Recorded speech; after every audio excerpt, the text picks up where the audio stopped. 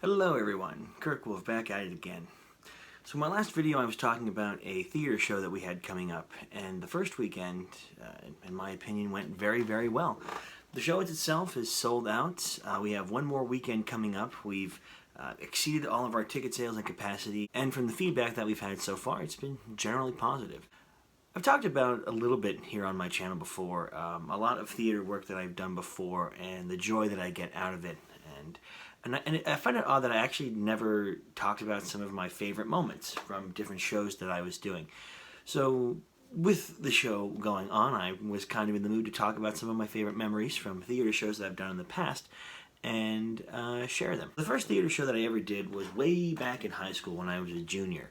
And we were doing a detective murder mystery called Night Watch.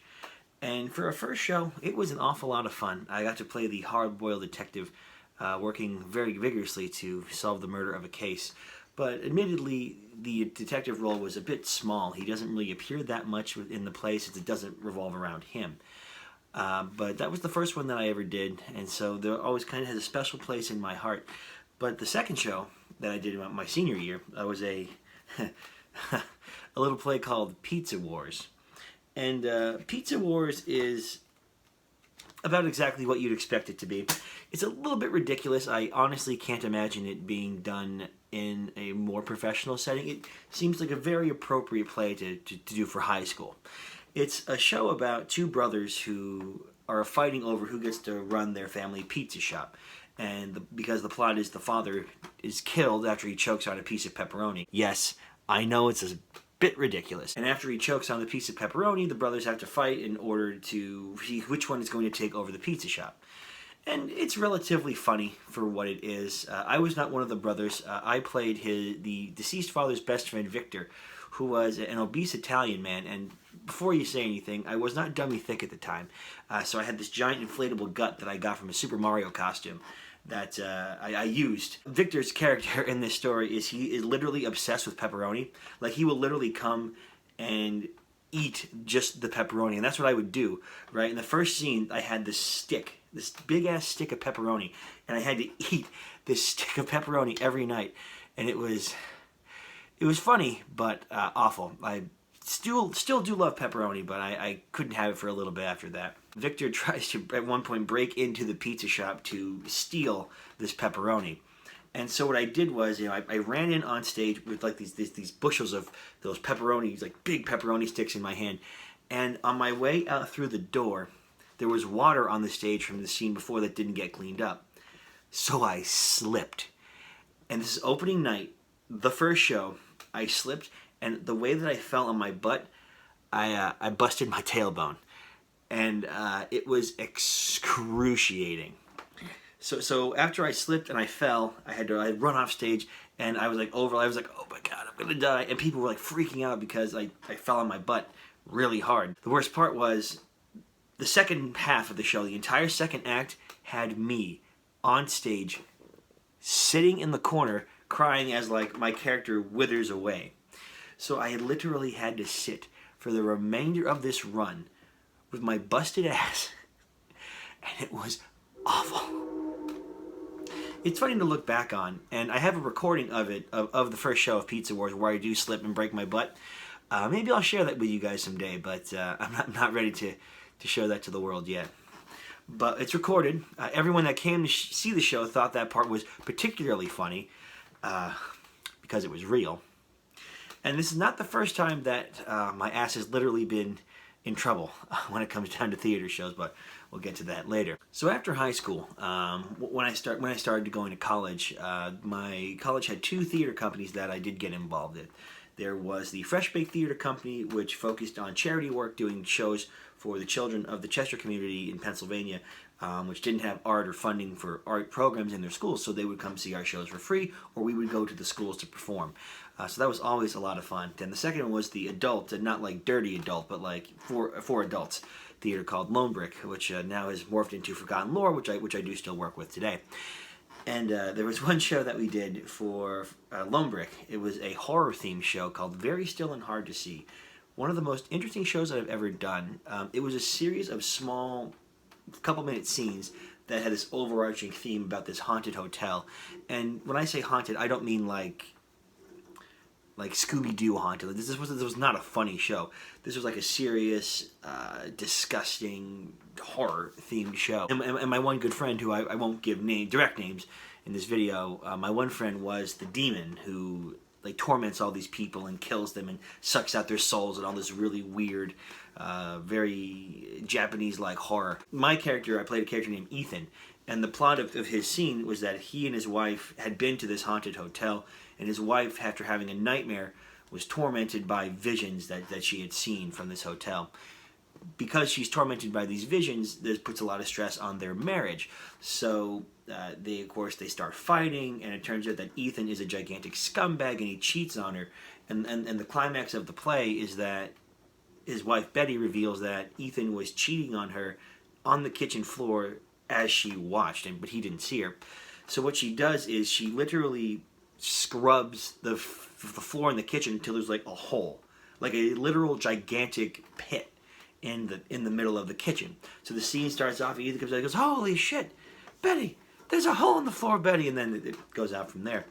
But what happens at the end of the show is that the demon, my friend, comes out as what's called the Mud Woman, which like represents, you know, his darkness and like his cheating and all that. She literally comes out of this hole and like drags me down to hell, which was a lot of fun to do. The hole itself was not a physical hole. All the other actors that were not part of the scene were they made this giant like hole-like figure, so it looked really cool. And like they grabbed me because there were like all these hands reaching up as they sucked me down in. There's another show that we did with the adult theater company called Lysistrata. And Lysistrata, if you don't know, is a Greek play about it's about sex. Literally, it's about men going to war and women wanting the war to stop, so they refuse to have sex with the men until they agree to stop fighting, and of course they do, and hilarity ensues. So with this show, there was a lot of like, not nudity, but like close to it, like, you know, shirts off, pants off, and all that. So the final scene of the play is like, I don't want to say it's an orgy because that's not an accurate representation of the way that we did it, but it's pretty much everyone makes up and we go to have a violent love party. And so the main lead character, like, you know, rips off his pants and like throws him like behind stage, and he goes like, "Oh, look, there, it was so funny. He took off his pants." So what had happened during one of the nights after he had threw his pants was they didn't come back down. So he had thrown up his pants over the rafters, so they were like kind of dangling there. And it came time for bow, so the stage opened up, and he was still sitting with his back to the audience, like, "Oh shit, where the fuck are my pants?" And then when he turned around, he was like, "Ah, there's people watching." So then, you know, we did bows as normal. But that was particularly funny. I forget the name of the song, but we were dancing to a song in that show, and my director gave me this like confetti cannon looking thing, and said, "Kirk, I want you to shoot this on stage." And this was like closing night, and I was like, "Fine, one more thing. Like, you know, what am I going to do about it?" So I took the confetti cannon. We had two. The first one we tried out back, and it worked just fine. You know, boom, big confetti explosion. Ha ha ha! Insert joke here. So then we took the second one and we saved it for the run. And so during the show, I had a bit of a technical issue, and I couldn't quite get the confetti cannon to explode when I wanted it to. So what had happened was we were dancing, and I was supposed to be like, you know, like cranking it, and I would go, ah, and it would explode.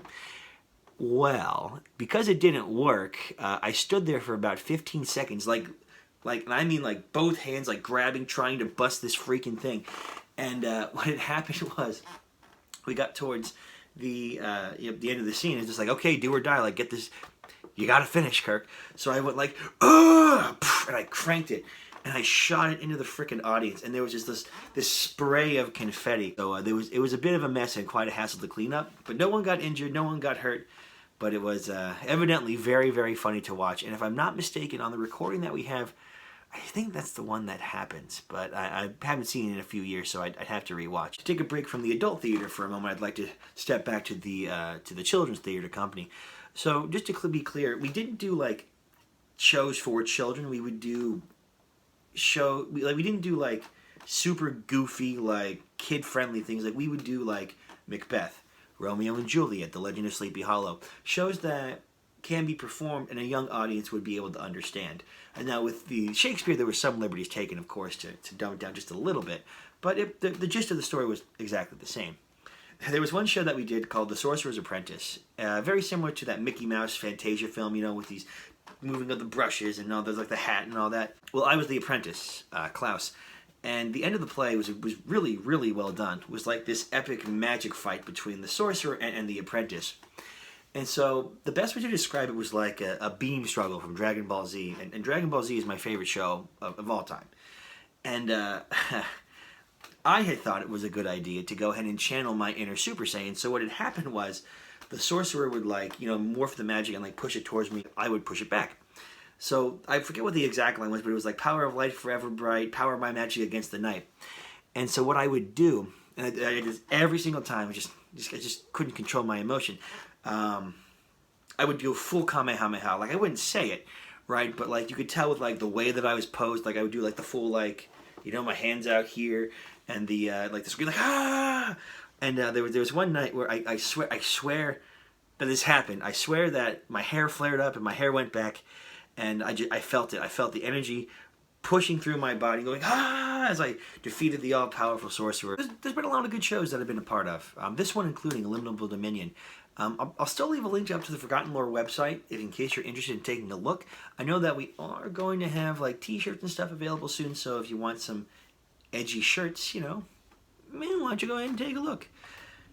I'd like to say I invite you to the show, but unfortunately we're sold out.